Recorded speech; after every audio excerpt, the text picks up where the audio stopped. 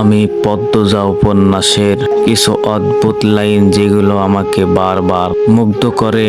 আমি পদ্মজা উপন্যাসের দ্বিতীয় অংশ। কেন কালো অন্তরে ছড়িয়েছিলে ফুলের সুবাস? আমাকে ধ্বংস করার জন্য কি অন্য কোনো অস্ত্র ছিল না? মিথ্যা বলে যদি তোমার ভালোবাসা আবার পাওয়া যেত, তবে আমি মিথ্যাই বলতাম। থাক না দু একটা কলঙ্ক।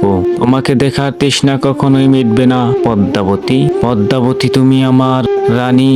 আমি কাটা বিছানো বাগানে শুয়ে থাকি, তুমি আমার বুকে হেঁটে বেড়াও। খারাপের মাঝে ভালো থাকার মন্ত্র ছিল তোমার দৃষ্টি। সেই দৃষ্টিতে যখন ঘৃণা দেখতে পায়, তখন আমার বুক পুড়ে যায়। বিচ্ছেদের বিষাক্ত সবলের নীড় হয়ে যাচ্ছি আমি, আমাকে বাঁচাও। পদ্মজার ঠোঁটে রাখা হাসি, এই হাসির জন্য দুনিয়া এফোর ওপর করতে রাজি। তোমার জন্য দুনিয়া বুকটা পড়ে যাচ্ছে, তোমার ছোঁয়ার সাধ্য নেই কেন আমার? যখন তোমার কথা ভাবতে থাকি, তখন আমার শরীরের সমস্ত শিরা উপশিরা বাজতে থাকে।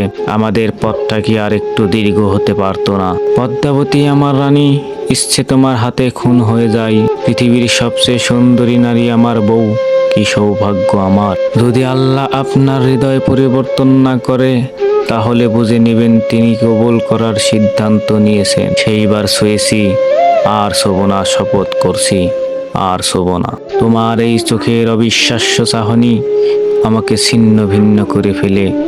আমার হারিয়ে যায়, আমি স্তব্ধ হয়ে যাই। আল্লাহর সৃষ্টি সবকিছুই সুন্দর, শুধু একজোড়া সুন্দর চোখ প্রয়োজন। মাশাল্লাহ, দিনের বেলায় চাঁদ উঠে গেছে। পদ্মবতীর প্রতিটি থেকে যেন ফুল ঝরে পড়ে। যদি পারতাম আকাশের মেঘ হয়ে তোমার কাজল কালো আঁখি ছুঁয়ে সবটুকু বিষাদ ধুয়ে মুছে সাফ করতাম। তোমার চোখের খাদে পড়ে থাকতে চেয়েছিলাম আজীবন, তাও হলো না। তুমি সদ্য একটা পদ্মা ফুল পদ্মাবতী, তুমি সত্যি একটা পদ্মা ফুল পদ্মাবতী।